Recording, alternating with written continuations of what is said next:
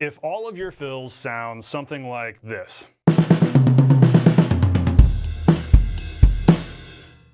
but you want to be able to play stuff more interesting like this,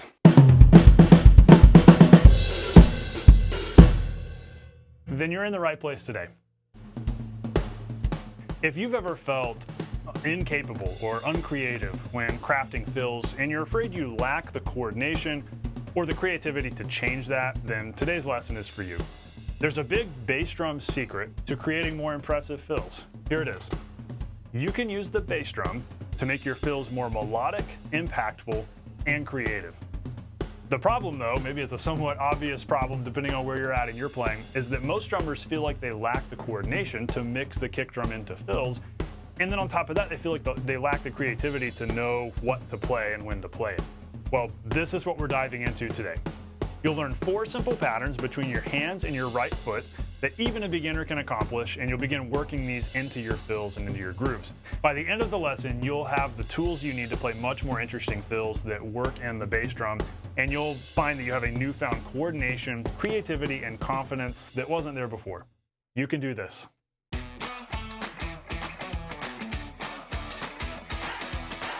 Hey, welcome to the Non-Glamorous Drummer. I'm so glad you're hanging out today. I help self-taught beginner drummers know what to practice so that you can nail songs and be the drummer other people want in their band. Hey, so something big that we're talking about today is coordination. You've got to have the coordination, the limb independence to be able to mix your kick drum into fills, which makes your fills so much more interesting in so many ways. But the problem is that most drummers lack that coordination, and if you don't have the coordination, it's kind of like you lack the superpowers that you need on the drums, because if you don't have coordination, everything is difficult, it's hard to learn new stuff, everything takes forever. But with coordination, it's like you have a superpower. Suddenly you can play all the stuff, there's nothing limiting you, and you have complete freedom over the drum set. This is something I want to help you do, and we're going to do a lot of this today in the lesson, but I want to help you beyond today's lesson. So I have a free PDF e-guide for you in the description below, my free gift to you. It's called 30 Days to 4-Way Rock Coordination for the Beginner Drummer. It's a day-by-day, groove-by-groove, just series of exercises you can work through that gradually builds your 4-way limb independence. Starting off totally simple, even if you're a total beginner. Most students who have worked through this tell me by the time they get to like day 12 or day 15, they're seeing significant change in their playing. So hey, even if you don't work through the whole thing, make a point to get halfway and you will see tremendous results. So I want you to build coordination and have a lot of fun playing music and playing songs, and this is going to help you do that. So be sure to grab that. Let's dive into today's lesson, where we're definitely going to be working some right foot coordination. Question for you before we go deep today. Tell me in the comments, what song has your favorite fill in it? So just think through, what are all my favorite fills? Like if a favorite fill pops into your head, what song is that? Tell me in the comments. I'll tell you mine when we get to the end. If you can't think of one, just say In the Air Tonight. That's a classic. That's a great fill. And we're actually going to talk about that one some today. So let's dive in. 4 hand-foot patterns for incorporating the kick. This is super simple. We're going to go nice and slow. Even if you're brand new to the drums, you can follow along with me and you'll realize, hey, I can play this. I can do this stuff because we're going nice and slow. And over time, you can build it faster and you can begin to mix it in with grooves and turn these into fills. So this whole process for me started when an older, wiser, much more experienced drummer told me years ago. He said, the best drummers play from their ears and not from their hands. And he basically said, Steven, you need to play more from your ear and not from your hand. And what he meant was that instead of just blindly going, you know, maybe sometimes that fill is appropriate, okay. But instead of just blindly playing fills with my hands like I was doing, craft fills to be more interesting melodically, like play melodies and play interesting rhythms with your fills that actually fit the song. That's a huge difference between an average drummer and an accomplished session drummer. So what's really cool is that when you start mixing the kick drum into your fills, this starts to happen naturally because we're not just mixing up the orchestration. What happens is your ear grabs on to what your hands are doing, and then because your foot is interrupting that, you end up creating really cool rhythms and melodies. So you'll see what I mean as we go. That's kind of the really cool byproduct of this, that as you mix your kick into your fills, not only do your fills get more interesting and creative, but they start to sound way more melodic and impactful and just unique. Like you'll find yourself playing stuff like, oh, hey, I've never heard that before. That was really cool. So this is totally worth doing and you're gonna have a lot of fun. Step 1, play singles back and forth between hand and foot. Super simple, super straightforward. We're gonna play these as 16th notes at 60. So 60 beats a minute, really slow. That's the second hand on a clock. And 16th notes, 1 E and 2 E and 3 E and 4. So we're just going to go back and forth like this. I'll count us off. And 1, 2, ready, go.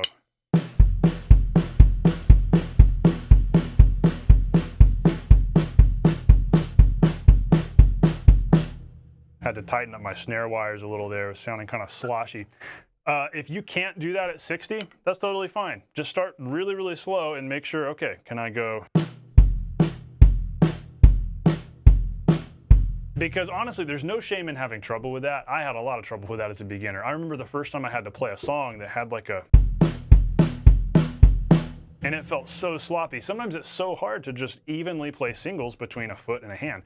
Sometimes it's the simple stuff that's the most challenging. So be patient with yourself here. Give yourself some grace. It might take some time. Go really slow. You can start these with your foot, or you can start these with your hand. I like to start with my hand because that's what we're going to do more often in fills, but there's definitely no rule here, and you can do what you want to do. Point is, practice going back and forth between a hand and a foot. So here we go again at 60. We'll do some right hand, and then we'll do some left hand. Here we go, and 1, 2, ready, go.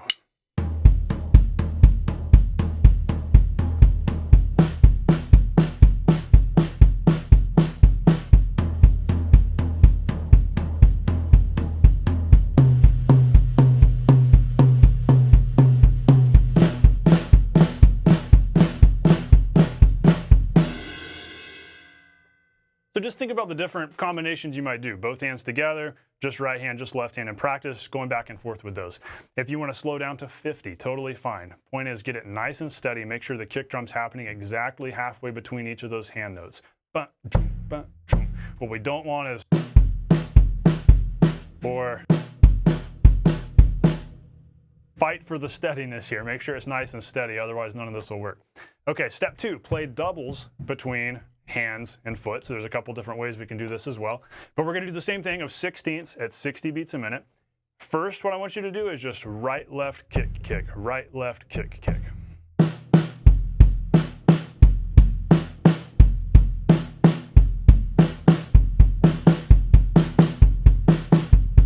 Here's what it sounds like at 60. Ready, go.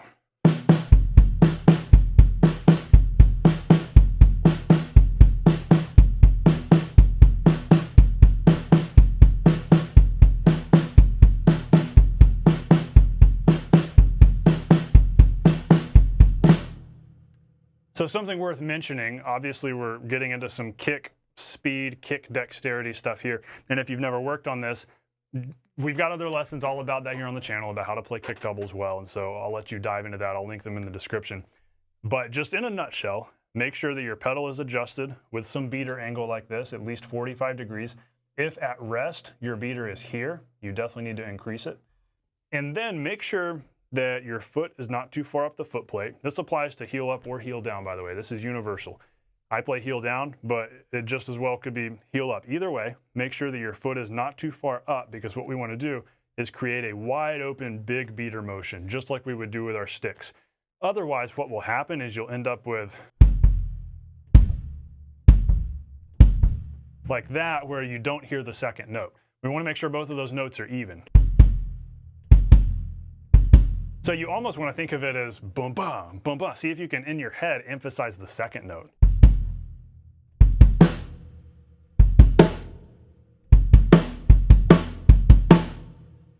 And so focus in on that. Focus in on that. And remember, when in doubt, have your foot further back on the foot plate. That might mean sitting further back. If you're playing heel up, maybe sitting a little higher and being right here. The bigger the beater motion, the better. That's the secret to playing fast on your bass drum. If you're trying to choke it out, like having less beater motion, that is not how you play faster. It might seem like it at first, but in the long run, it's not going to work, because it's just going to come across as,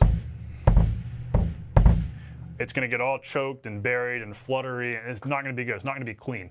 If you want to sound really good and clean with your kick drum doubles, they've got to be big and even and consistent. So we're going to practice them wide open and loud. So that's your crash course on right foot bass drum technique. There's other lessons here for more detail on that.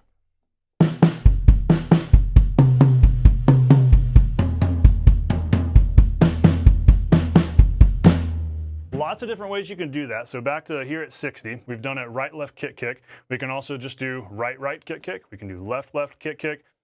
Those are the 3 variations. So here we go. 2, ready, go.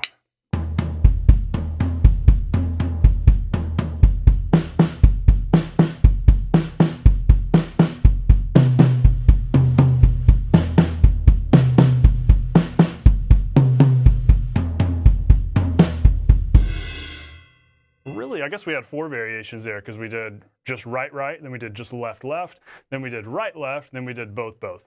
So if you want to be thorough, you can do all 4 of those, and of course you can move it around the kit in different ways. Remember, as you're doing all this, you're paying attention to different things. This is pushing your coordination for sure because you're paying attention to the motion, the technique, the smoothness, the steadiness, the strength down here with your right foot, which you're probably also practicing by itself to isolate that to make sure you can play just over and over again. And then as you get this together, you can start increasing the tempo. Obviously, the goal is to gradually get faster with this so we can use it in more instances. We don't want to just use it in 60 beat per minute songs. We want to be able to use it in songs that are 120. And so we want to gradually work our way up to that. Okay, so maybe you can kind of tell the direction we're going here. We started with singles, then we did doubles. If you know anything about drums and rudiments, what do you think's coming next? Step 3, we'll do paradiddles. Play paradiddles between hand and foot. So as usual, there's a couple different ways we could do these, but we're going to start off at 60 sixteenths. And we'll start the paradiddles with the kick drum. So a paradiddle is just, if you're brand new to the drums, right, left, right, right, followed by a left, right, left, left, the inverse, the opposite of that. Right, left, right, right, left, right, left, left. And actually, I'll do it with my right hand on the floor, Tom.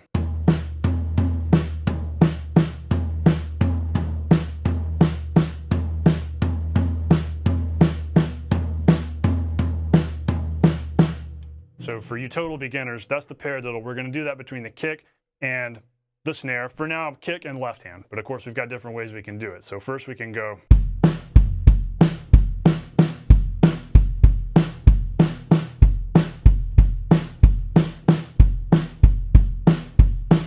But then we can switch out the right hand.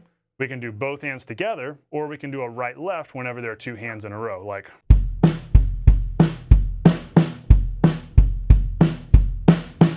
Or both together would obviously be.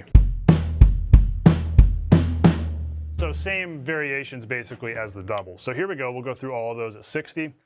Ready, go.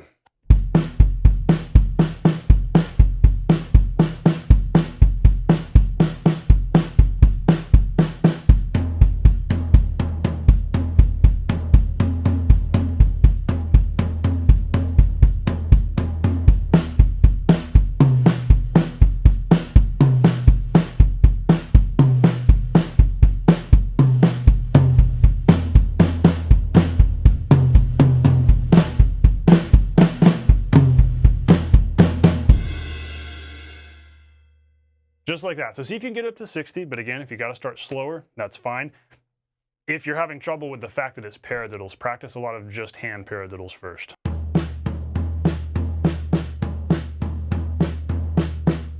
Get that whole right, left, right, right, left, right, left, left thing in your head because you don't want to be thinking about the pattern when you're bringing the kick drum into this.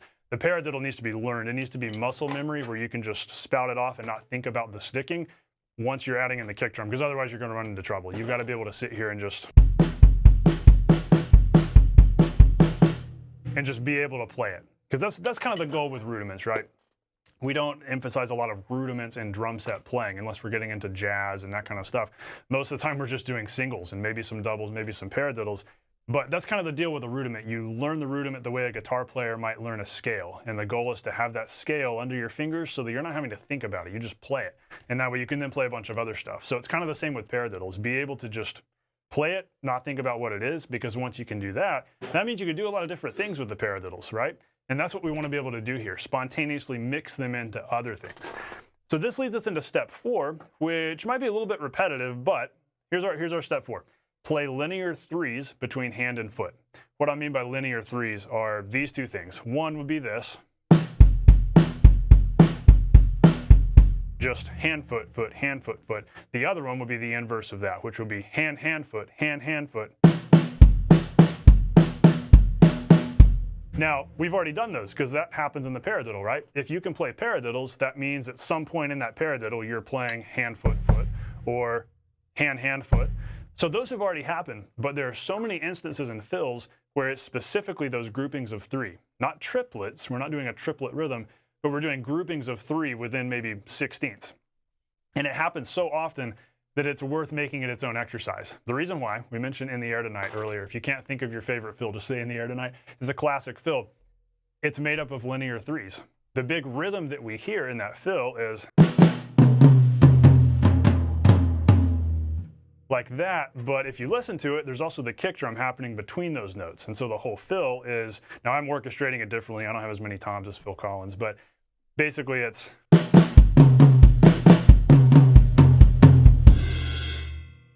so we're doing these linear threes. Bum, bum, hand, hand, foot, hand, hand, foot, hand, hand, foot, hand, hand, foot. Then singles, hand, foot, crash into the groove.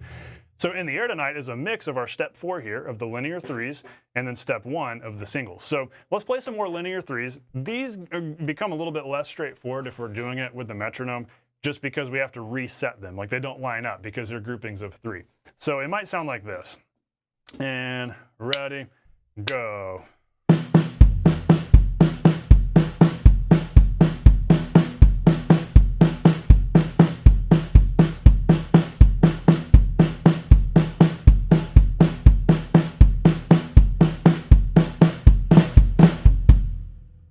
I basically recommend that you practice those like the In the Air Tonight fill. So you're doing those threes, but then you allow it to end and then reset on beat 4. Bum, bum, bum, bum, bum, bum, bum, bum, 4, and then you restart it. Otherwise, it can just be kind of weird. So that was the hand, hand, foot, hand, hand, foot. The other way would be going hand, foot, foot, hand, foot, foot like this. 1, 2, ready, go.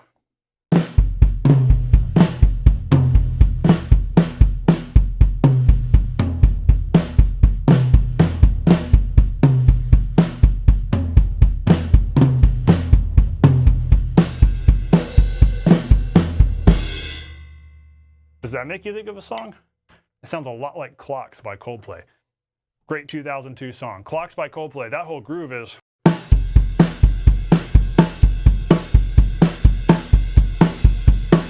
It's basically a mix of those linear threes, and then a single. Beautiful Day by U2.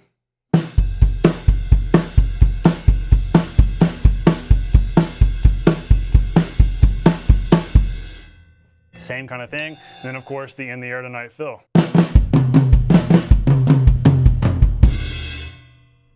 So that's why I make that its own step, just to bring to light, hey, these threes, whether it's hand, foot, foot, or hand, hand, foot, those are worth practicing on their own and isolating them, even though they're part of the paradiddle.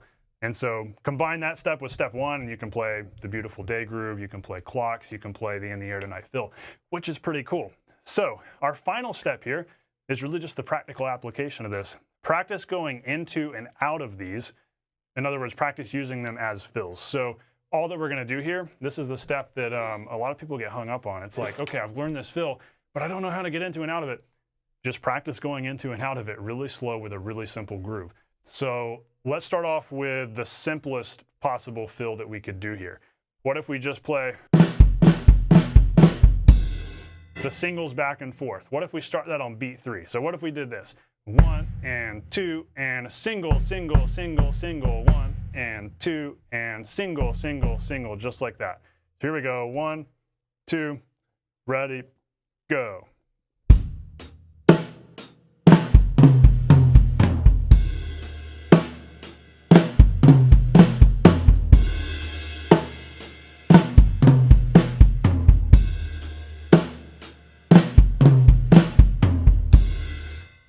Then what if we do the same thing with doubles? Just a half measure fill where we started on beat 3 with doubles. So we would do the same kind of thing. 1, 2, ready, go.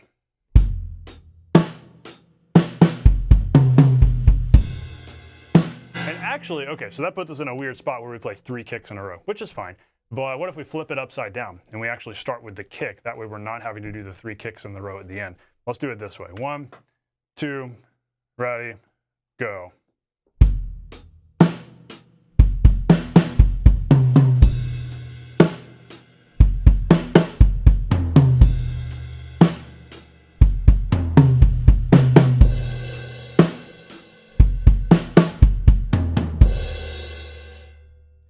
So very simple. Now, what if we do paradiddles? Let's do a full measure. So let's play one measure of groove, then one measure of the paradiddles. 2, ready, go.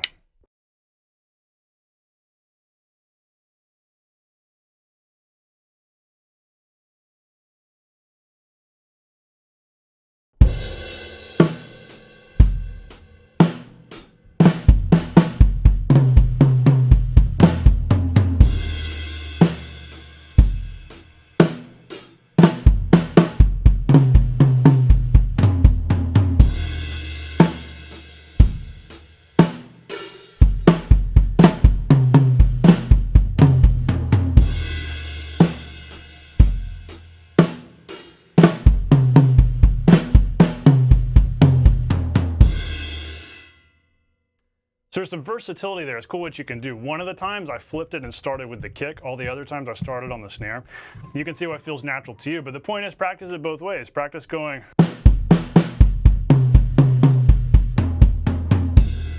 like doing that around the kit, or start on the kick drum and go. To me, it feels naturally like a fill if we start with the hands. It feels naturally like a groove if we start with the kick. No right or wrong, you can totally build a groove out of this when you started on the kick drum. And then kind of your bonus step that's not here in my outline is start to have fun with this. As you practice these over and over again, you practice the patterns isolated, you practice going in and out of them, you'll find that, okay, I'm now able to start mixing and matching them. It's like we're learning this alphabet. We've got our singles, our doubles, our paradiddles, and within those paradiddles, we have the linear threes. So what if we could start to just mix and match and go,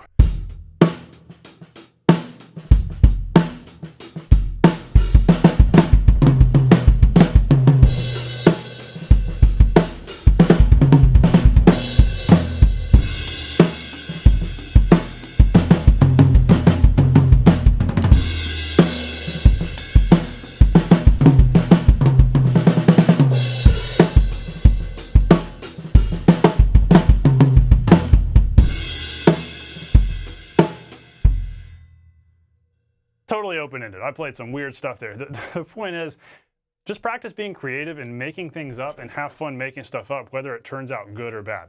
You might have liked some of what I just played. You might have not liked some of what I just played. I might have not liked some of what I just played.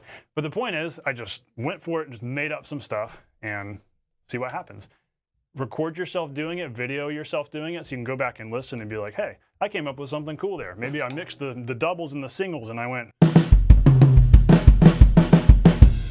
actually, a little bit of a paradiddle there at the end.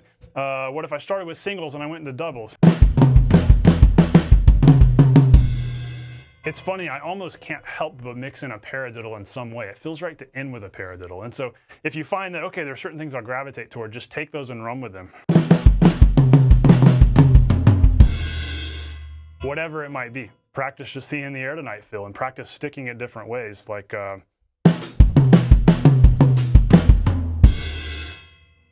like that. That was technically the in the air tonight rhythm, but different stickings and orchestrations. Sometimes just changing where you put your sticks will totally change the feel of something. So have a lot of fun with that. My hope for you is that you can play more impressive fills by mixing the kick, snare, toms all together. And hopefully you're finding, remember back there at the beginning, I told you about playing from your ear and not from your hands. What's really cool, kind of the next level you continue to move toward with this, is that you get to where, okay, what if I want to play this rhythm?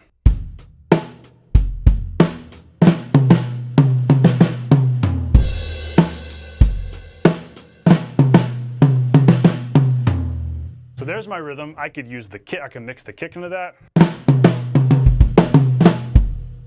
You could start doing a lot of different things, but what you'll find is that, okay, if you're having trouble saying like, okay, I want to do this particular rhythm, instead what you could do is create something weird that mixes in the kick, like this.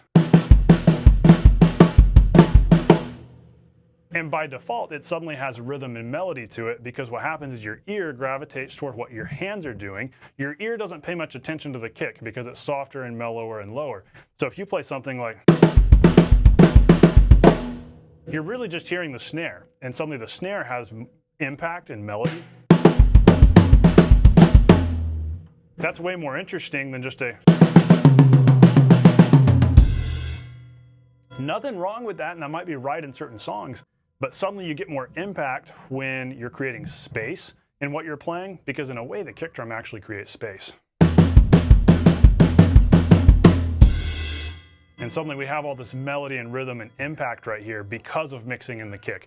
So it's almost like mixing in the kick is your indirect way of creating melody and creating rhythm in what you do. And so I hope you're feeling more capable on the drums. I hope you're creating unique fills nobody's ever heard before. I definitely played some wacky stuff in my demo for you there that probably nobody had ever heard before. And that's gonna happen. Doesn't mean that you should use it in a song. Doesn't mean it's good. But maybe nobody's ever heard it before, and you're at least creating unique stuff you haven't created before, and you'll learn what you like and what to take and what to leave and not play again. But the whole point is that it's experimentation, it's having fun, it's being a musician. So back to that question from earlier, what song has your favorite fill? Hopefully you've been thinking about that. Here's my answer. It's a song called Ain't Supposed to Rain by a band called Welshly Arms. You may have heard this song before. I think it was fairly popular about 10 or so years ago. But it's really cool because it has this very melodic fill that locks in with the guitar line. Basically, it goes like this.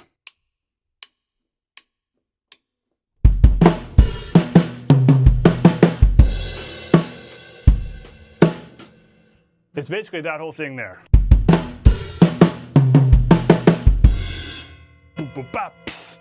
And there's different variations of it that happen throughout the song, like something like that. I didn't play that very well. But choking out a crash, they do something like that. There's another variation where there's more toms in there. But the whole song is this recurring fill that matches in with the melody and matches in with the guitar line. It's really cool. Go check it out. Ain't Supposed to Rain by Welshly Arms. I think that's probably just my all-time favorite rock fill in a song. In the Air Tonight ought to be my answer. Jack and Diane ought to be my answer. But this obscure song that most people haven't heard of, I think is my favorite. So tell me what yours is in the comments below. Hey, I hope this lesson has been helpful to you. I hope you're feeling more empowered to play really cool, creative, awesome fills. And so as always, know that even if you're a beginner, you can do this. Stay non-glamorous. I'll see you on the next lesson.